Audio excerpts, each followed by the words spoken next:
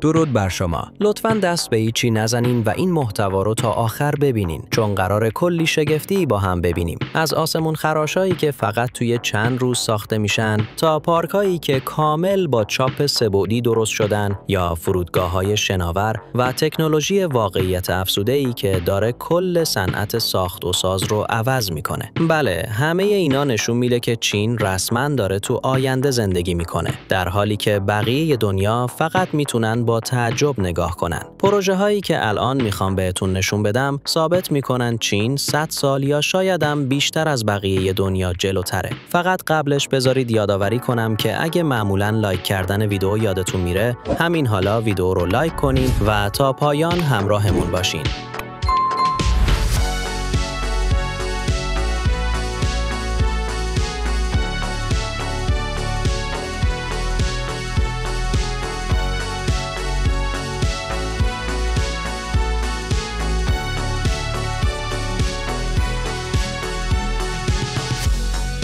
پروژه شماره 1، پل دره هواژانگ. اولین چیزی که خیلی هم سر صدا به پا کرده، پل دره هواژانگ هستش. وقتی قرار شد این پل ساخته بشه، یه مشکل بزرگ پیش اومد. پل باید بالای 2000 فوت از سطح زمین ساخته میشد.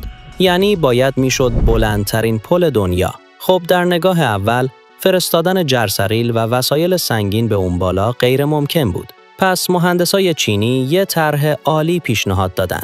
اونا گفتن بیایید به جای جرثقیل‌های معمولی از بزرگترین سیستم جرثقیل دنیا استفاده کنیم و دقیقاً با همین سیستم چینی‌ها تونستن تیرچه‌های غول‌پیکر رو سر جاش بذارن. هر خرپا وزنی نزدیک به 21000 تن داشت و باید دقیق و بی‌نقص نصب می‌شد. روی هر خرپا و کابل سنسورهای هوشمند نصب می‌کنند. این سنسورها وزن، لرزش، دما یا حتی کشیدگی کابل‌ها رو لحظه‌ای می‌سنجن. اطلاعات مستقیم میره به یه مرکز کنترل از طریق اینترنت و ماهواره. اگه 1 میلیمتر جابجایی یا یه خطای ریز اتفاق بیفته، بلافاصله مشخص میشه. نتیجه چی میشه؟ مهندس‌ها میتونن از راه دور همه چیز رو میلیمتری کنترل کنن، بدون اینکه مجبور باشن بالای خرپا یا کابل برن. خب بریم سراغ پروژه شماره 2، شهر آسمانی کوچک. سال 2015 چین کاری کرد که همه دنیا شاخ درآوردن. یه آسمون خراش 57 طبقه رو نه تو چند سال، نه تو چند ماه، بلکه فقط تو 19 روز ساختن. اسمش رو گذاشتن شهر آسمانی کوچک یا به انگلیسی مینی سکای سیتی. راز این کار چی بود؟ سیستم ساخت ماژولار، یعنی بخش‌های ساختمون مثل لگو از قبل آماده شده بودن. فقط باید سرهم می‌شدن. همین شرکت الان داره واسه یه پروژه بزرگتر آماده میشه. ساخت یه برج 220 طبقه‌ای به همین سبک. و حالا بریم سراغ پروژه شماره 3، جابجایی ساختمون تاریخ. فکر کن یه ساختمون تاریخی داری که برای مردم ارزش فرهنگی داره و خراب کردنش مساوی میشه با فاجعه. از اون طرف دولت یا شهرداری میگه ما اینجا به یه پارکینگ زیرزمینی و یه مرکز خرید مدرن نیاز داریم. خب 2 راه بیشتر نداری، یا باید ساختمون رو بزنی داغون کنی یا باید معجزه کنی.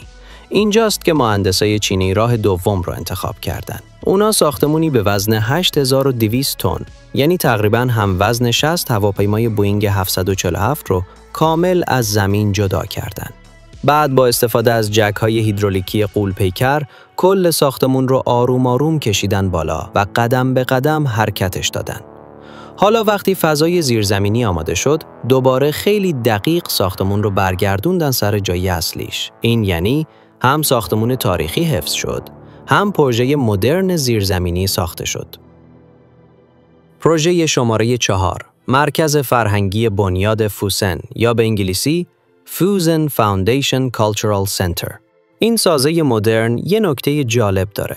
اونم اینه که هر بار که نگاهش میکنی، انگار با دفعه قبل که دیدی فرق میکنه و شکلش تغییر کرده. این تئاتر با تکنیکی به اسم نماهای حرکتی ساخته شده. یعنی بخشایی از ساختمون متحرک هستن و با حرکت خیلی آرومی نمای ساختمون هر بار کمی متفاوت به نظر میاد.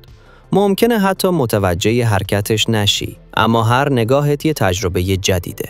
این نماها فقط برای زیبایی نیستن، کاربردم دارن. بسته به برنامه‌ای که برگزار میشه، نماها جابجا میشن تا صحنه یا نمای رودخونه و ساختمان‌های اطراف دیده بشه. سالن چند منظوره اینجا میتونه منظره شرق یا غرب رو به نمایش بذاره. خلاصه که کل سازه مثل یه نامه عاشقانه به هنره. پروژه شماره 5 پارک عجیبه AICT. این پارک به مساحت 5533 متر مربعه که کامل با چاپ سه‌بعدی ساخته شده. هر نیمکت، مجسمه و سازه توی این پارک با بتون و پرینترهای غول‌پیکر ساخته شده. شکل‌ها و طرح‌ها مثل موج‌های دریاست و همه چیز با هم خیلی طبیعی ترکیب شده. حتی باغچه‌ها، دیوارها و جدول‌ها هم با پرینت سه‌بعدی درست شدن. شاید باورتون نشه اما این پارک عظیم فقط تو 2 ماه و نیم ساخته شده و هزینه‌ش هم خیلی کمتر از روش‌های معمول بوده. این نشون میده چین واقعاً پرینت سه‌بعدی رو تبدیل به یه روش اصلی ساخت و ساز کرده، در حالی که بقیه دنیا از ویژگی‌های این فناوری هنوز عقبن.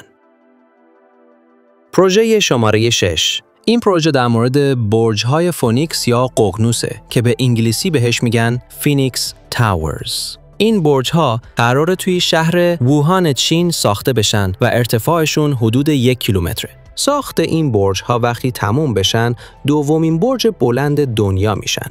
اما نکته جالبش فقط قدشون نیست. این برج‌ها روی یه جزیره وسط یه دریاچه 7 هکتاری ساخته میشن و از سیستم‌های انرژی سبز مثل خورشیدی، بادی، حرارتی، زیستوده و سلول‌های سوختی هیدروژن استفاده میکنن. تازه یکی از برج‌ها بالاترین باغ سرسبز دنیا رو هم داره. خب بریم سراغ پروژه شماره 7. فرودگاه شناور دالیان یا دالین جنجووان. ماجرای این پروژه همه جا وایرال شده. شاید خیلیاتون شنیده باشین که چین داره یه فرودگاه خیلی خاص میسازه. اونم نه روی خاک اصلی چین یا روی جزیره‌های موجود، بلکه روی یه جزیره مصنوعی وسط دریا. ساختش از سال 2011 شروع شده و قرار سال 2026 افتتاح بشه. وقتی کامل بشه، بزرگترین فرودگاه دریایی دنیا خواهد بود. پروژه شماره 8. معماری و ساخت و ساز به روش ساخت مادیولر کانستراکشن. توی این روش، بخش‌های آماده ساختمون مثل قطعات پازل ساخته میشن و بعد کنار هم قرار میگیرن. چین با همین روش یه آسمان خراش کوچیک رو فقط توی 19 روز ساخت. چینی‌ها قصد دارن این روش رو به روش استاندارد ساخت و ساز تو کشورشون تبدیل کنن. اونا با جدیت دارن این کار رو پیش میبرن و شرکت‌های زیادی تو این زمینه دارن شکل میگیرن. خونه‌های معمولی هم به همین شکل ساخته میشن. این روش اینجوریه که میتونی یه خونه کامل سفارش بدی و توی زمینت مثل قطعات پازلی مونتاژ بشه. مزایاش چیه؟ سرعت ساخت خیلی زیاد میشه، هزینه‌های اضافی کمتر میشن و بعضی از این خونه‌ها توی 1 روز سرهم میشن و مدل‌های پیچیده‌ترش نهایتاً 1-2 هفته طول میکشه. در کل با این سرعت پیشرفت علم و تکنولوژی به نظر میرسه این روش آینده ساخت و سازه. پروژه شماره 9. ساختمانسازی با قالب بندی خودبالابر یا سلف کلایمینگ فرم ورک. شاید اولش به نظر بیاد یه ماشین داره از ساختمون بالا میره، اما قضیه خیلی پیچیده تر از اینه. این همون سیستم قالب بندی خودبالابره که چین به شدت ازش استفاده میکنه. میدونین فرآیند ساخت و ساز این سیستم چطوریه؟ خیلی ساده است. قالب بتون ریزی به صورت هیدرولیکی بالا میره. کارگرها ازش استفاده میکنن و یه طبقه کامل رو میسازن و بعد قالب خودش دوباره حرکت میکنه میره طبقه بعدی.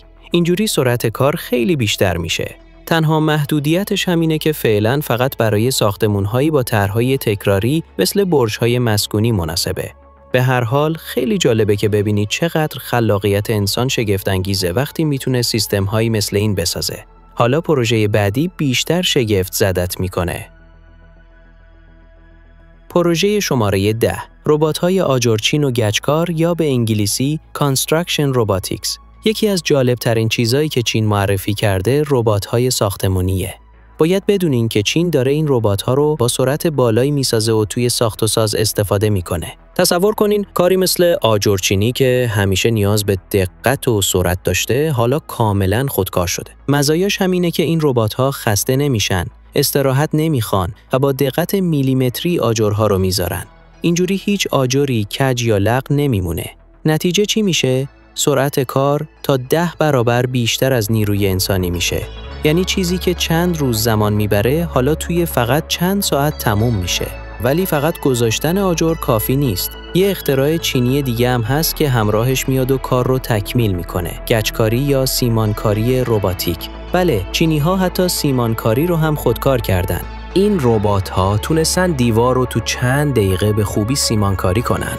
تازه همه چیزو با دقتی که هیچ کس نمیتونه بهش برسه، صاف و یه دست میکنن. درسته که تکنولوژی خیلی پیشرفت کرده، اما هنوز به جایی نرسیده که کاملاً جای نیروی انسانی رو بگیره. با این حال به نظر میاد چین احتمالاً اولین کشوری باشه که سایت‌های ساختمونیش کاملاً خودکار و بدون حضور انسان کار میکنن. حالا این قضیه خوبه یا بده؟ نظرتون درباره این پروژه‌های ساخت و ساز چیه؟ تو کامنت ها برام نظرتون و تئوریتون رو بنویسید. من مشتاقانه اونا رو میخونم. راستی ما رو دنبال کنین و زنگوله رو فعال کنین تا اعلان ویدیو بعدی براتون بیاد. تا محتوای بعدی تیزبال، بدرود.